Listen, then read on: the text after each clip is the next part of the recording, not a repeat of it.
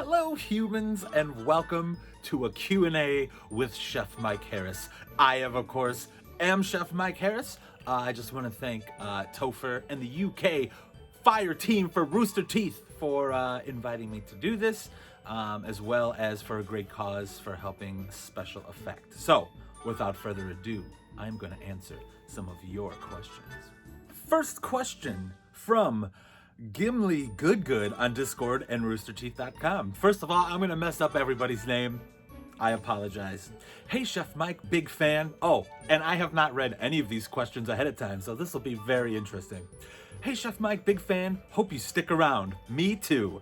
What is your favorite Lord of the Rings film character and why? P.S. Love your energy and sense of humor. Keep being awesome. Who is my favorite Lord of the Rings character? I mean, I love the king, Strider, Aragorn, son of Arathorn, but, I mean, I love Gandalf. See, I grew up, I saw there was an animated Hobbit film, so I actually was always a big, Bilbo fan, and, even though Lord of the Rings is all Frodo-based, but hey, what are you gonna do? So I'm gonna say Bilbo, even though that's technically not, he is in Lord of the Rings. All right, you know what I mean, but either Gandalf, Bilbo, or Strider before he becomes Aragorn again and takes over. This is from @Captain_Quench on Twitter. What's the one thing you wish you had done at this point in your life and why haven't you done it yet? I have a bucket list of 1,000 things that I wish I have done. I always wanted to do an Ironman triathlon. I don't have the time, energy. I ran the Chicago Marathon once and I did the Chicago Half Marathon. I did twice. So I've always wanted to do that. I've wanted to make and create a board game. I have wanted to visit Australia and Japan. I have wanted to do Ragbri, so that is like a 600 to 700 mile, you're in the UK, so you figure it out what the distance actually is, across Iowa. It is a state in the middle of the United States. If you're not familiar with it, it's very flat, has lots of corn, and it's where Field of Dreams is located, if you've ever seen that Kevin Costner movie. So that's another thing I wanted to do. A lot of times I just do the things. I just try them, even if I'm bad. I don't care if I'm good at them, I just try them. This is from Chris B. Bucket list top 5, go! Well, I kind of answered it in the previous one because it's things I wanted to do. A couple more. I want to walk out in a wrestling event with background music and amp up the crowd, yeah, and scream and do all that stuff. I want to be famous enough that one of my favorite bands just invites me to play guitar at one of their shows. I think that would be a whole lot of fun. I would love to do a voiceover thing for video game, commercial, whatever, and actually be more of a character. So I've done voiceover and stuff, but as myself. I would like to host my own TV show. I think that would be a whole lot of fun because I don't want to do a lot of stuff. I just want to show up and talk. I think that would be a whole lot of fun. And what's the last thing I would want to do? I guess have my face on a food item that's in a store. So I've made hundreds upon hundreds of food items, not only in the US, but in the UK as well. There is a good possibility you have eaten something I have helped develop, whether it's a supermarket, chain restaurant, something like that. But I want my face on a package and I want it to be Chef Mike's something or other. Next question from @Legion_Dragon on Twitter. What advice would you give 16-year-old Mike if you could go back in time? This is what I would tell him. You do not have to worry about making sure everybody likes you, because not everybody's gonna like you, and it doesn't matter. This is from Megaman45258 on roosterteeth.com. What would be your dream job that is not connected to cooking? Hosting my own TV show. I would like to just make silly, stupid videos all the time. I think that would be fun. What would be another job? To be in a metal band. So play guitar or be the screamer guy in some kind of hard rock metal band. I think all of those three would be awesome to do. From at Wizard Milk with a Y, MYLK on Twitter. Why did my parents get divorced? Well, I could tell you it is almost positive it is not your fault. I'm sure your parents still love you. They just have hard times with themselves. They may argue a lot. It has nothing to do with you. So don't worry about it. I'm sure it's hard. I unfortunately or fortunately cannot relate. It's very hard for me to want to help people all the time. And I've had a pretty standard, typical Chicago suburban, chubby, bald, white guy life my entire life. But I always want to try to help people. But I can't relate. So I would say try to remember that it's not about you if this is even a real question. Next question at Nicole_gamer on Twitter, and that's NICOLI. If you could be haunted by any dead celebrity, who would it be and why? Any dead celebrity I could be haunted by. Who would be the most fun dead celebrity to be haunted by? I would like maybe somebody like, I don't know, Prince, who is such a musical mastermind that it would be like, he'd haunt me with new music every day. Like, I wrote this new song and I'm gonna haunt you and you have to listen to it. Okay, that's awesome. That might be a fun one. Maybe Julia Child, that would be cool. Get little cooking tips and, have that voice, remember to drink the wine. Have that goofy voice in the end, so that might be another good one. From Dan on Discord, are you a romantic? And if so, or even if not, what is the most romantic thing you've ever done? I don't think I'm a romantic. I mean, I could cook fancy meals, but I got a great story when I proposed to my wife. So I was on a business trip. This was a Friday, and I was to fly home, early that day, and my wife and I were gonna drive up to Wisconsin from Chicago, so it's about an hour away, and it was a weekend. It was my birthday, my 30th birthday, which is also when I was planning on proposing to my wife. Me and her were gonna get there the day before. I was gonna propose, so that way when everyone else comes up for the weekend party extravaganza, we were gonna be engaged, and it's an engagement party. Well, first, horrible weather. My flight got delayed, canceled. My boss at the time was super nice and flew me first class on Virgin Air back home to get home almost in time. So I got home at like 8 p.m. or 7 p.m. or something like that. It was getting dark out, so we were supposed to drive, and I had all this other stuff planned, but all that got canceled. So I'm like, all right, we're gonna do it. Get up to Wisconsin, get to the hotel, say, hey, let's go for a walk. Let's go find a restaurant. There's a nice, little river walk area. But of course, as we walk downstairs, it's starting to rain. So we go ahead and start running. Oh, God. And I pull her aside. I don't care that it's raining. And I'm like ready to do the thing. She knows what's coming. I open that ring. I drop down on one knee into an enormous puddle, just splash, not paying attention. Like I almost fell in this puddle. And I'm like, honey, will you marry? Oh, yes, of course. Okay, now let's get out of the rain. So I guess it was really romantic at the time. It was kind of ridiculous how all of that just crashed and burned. But she married me and I have 2 kids and all that fun stuff. So worked out pretty good in the end. Yeah. Next question. Question from Mr. Chris on the RTUK Discord. What is the ultimate sauce for nuggies? A lot of people aren't going to like this answer. I'm just going to tell you how I prefer my nuggies. No sauce. I eat my nuggies dry. I'm sorry. If anything, maybe barbecue sauce. But usually I just pound those nuggies. From Amon Ra on Xbox. Hey, MMON. What was the greatest McDonald's invention or innovation you pioneered? Well, I got 2 for you. The first real one was my favorite, was the glazed buttermilk crispy tenders. It was probably only in the US, not in the UK. Kind of like Selects, but it was a lot less breading, more chicken, very tasty. And then I created this awesome barbecue sauce. Everybody loved it. It was great. The other thing, of course, I'm glad that I was a part of was the Szechuan sauce, the Rick and Morty shenanigans. Yes, I am the same Chef Mike that got Justin Roiland and Dan Harmon, specifically Justin Roiland, a big jug of Szechuan sauce, which then led to bringing it back into the restaurants and the worldwide phenomenon of not having enough and a global, incident of the internet exploding because of Szechuan sauce. So that was, of course, my fault. I think I got Rick and Morty. I don't even know if I'm allowed to show this, but I got my season 3 Rick and Morty right there. I'm actually a fan as well. I'm sure they don't like me, but hey, I love them with all my heart. From Berg R. King, with a note that's possibly not their real name. Interesting. Can you tell us what is in the Big Mac special sauce?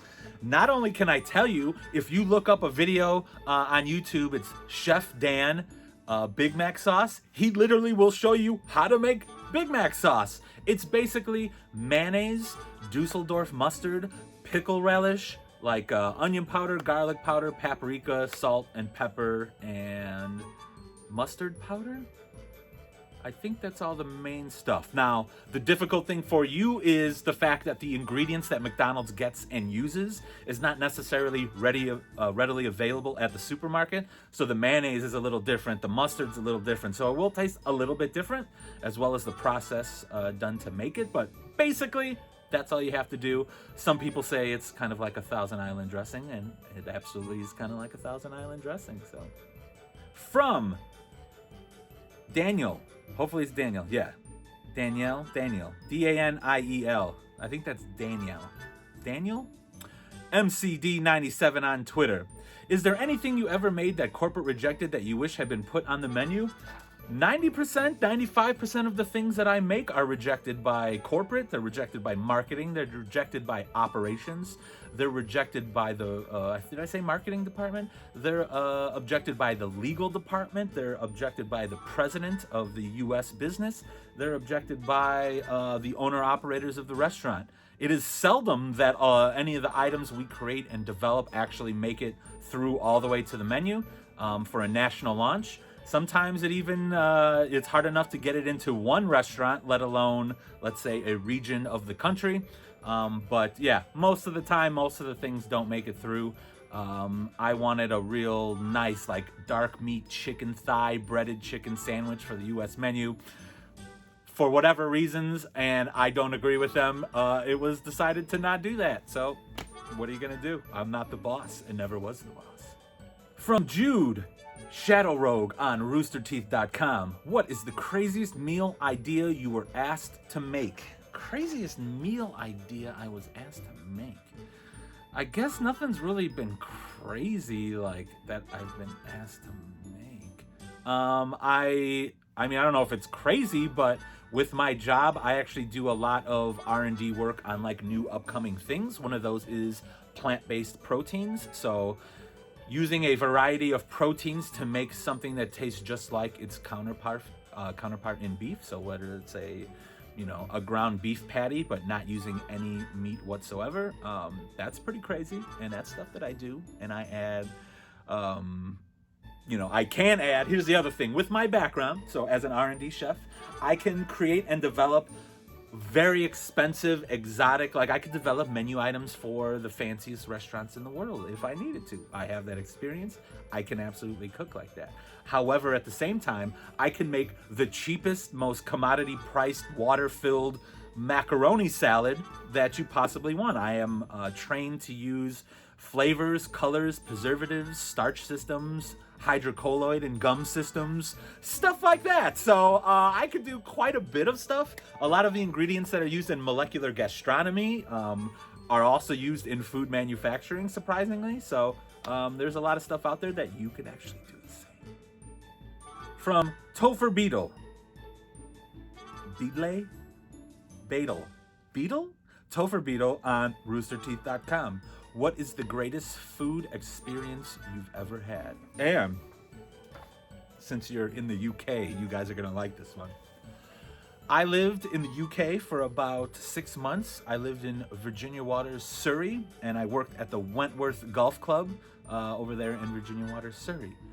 I was able to have, so at brunch on the weekends, they used to do this big prime rib. I'd go out and slice it and, all that fun stuff. Well, there's always leftovers. And this was like this really amazing Irish beef that the restaurant got.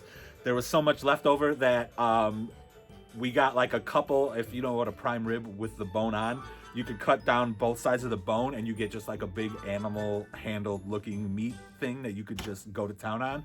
And I just got to eat this amazing prime rib off the bone, working, a lot of times you get your butt kicked in a restaurant. So this was after service, like, all right, we're winding down. Here's your reward, is this amazing prime rib on a bone that you don't even need silverware with, just eat it. And it's just a memory. I don't even know if it was like the best prime rib ever, but just because of the time, the place, the experience, I think that was one of my favorite meals ever. Other than also eating at Charlie Trotter's restaurant when I was in high school. I won some scholarship stuff, so I got to eat, I think it was 8 or 9 courses at Charlie Trotter's restaurant in Chicago. So there you go. Draper Peanut on roosterteeth.com. Best your favorite pizza topping. Once again, very controversial. I don't care what you think. I'm going to let you know what I like on my pizza, and I don't care if you disagree with me. I like bacon, pepperoni, and pineapple. Those 3 things on my pizza all the time with regular old marinara sauce. Not that barbecue shenanigans. Pineapple, bacon, pepperoni. Every time. I don't care if you don't think pineapple goes on pizza. How about you don't put it on pizza, and I'll continue to do whatever I want, because it's irrelevant. I might have just had a pizza with pineapple not 30 seconds ago, and it did nothing to change your life whatsoever. So calm down. You can put whatever you want on your pizza. You can get pizza from wherever you want. I don't care if it's deep dish, thin crust, Neapolitan, real stuff from Italy, garbage from the United States. I don't care. Eat whatever the heck you love. What's your favorite omelet? From Graham. Just Graham. It's his actual name. It says it's my actual name, so that's funny. My omelet, I do like caramelized onion, aged cheddar, and probably bacon or sausage. Sometimes I also do like either porcini or portobello mushrooms that you cook and cook it down till it's, nice and brown and roasted and all the moisture's taken out. And then, yeah, but just plain old cheddar cheese on it. I do like a good quiche, too, even though that's not an omelet. From No Name Supplied, do you do all the cooking at home? Yes, I do all the cooking. However, we do like to order out and experience restaurants all the time. And fortunately or unfortunately, my wife eats like a 5-year-old. So it's burgers, pizza, mac and cheese, nothing super adventurous. She's actually first generation Polish. So her English was her second language growing up. So growing up in Chicago, which is one of the biggest Polish populations other than Warsaw, Poland, she was raised on meat and potatoes. So that you carry that on with the rest of your life. Now she loves a good steak, a good burger, beef, and potato, and hardly any vegetables. I try to mix it up. I try to get my kids to mix it up. I can tell you my older daughter is unfortunately following in my wife's footsteps. So my younger daughter, I'm going to try to just give her the fancy stuff, so at least I have somebody I can cook fancy for. From Zondamad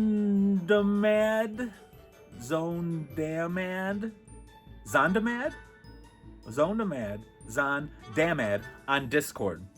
What was it like to take part in extra... How about I try that again?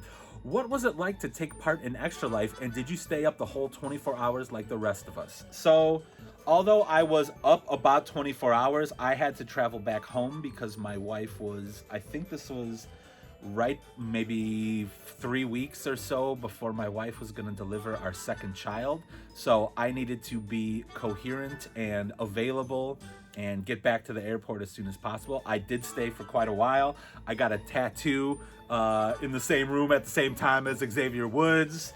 I was there. I saw a lot of spicy things happen. I saw a lot of chest slaps. But yeah, it was totally awesome.